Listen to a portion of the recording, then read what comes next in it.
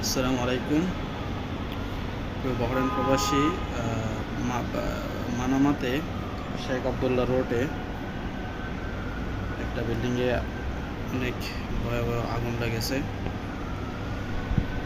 অনেকের কাছ থেকে শুনছি এখানের ভিতরে অনেক মানুষ আটকা পড়ে আছে। আল্লাহ তাআলা সকল মানুষকে যেন সহি সালামতে বাইর করে আনতে পারে। আর ফায়ার সার্ভিসও আসতেছে, কাটছে। আপনারা দেখেন অনেক আগুনের যে লিলিহান দেখেন, আপনারা ধোঁয়া দেখে বুঝতে পারবেন কতটা বড়ভাবে আগুনটা লাগছে।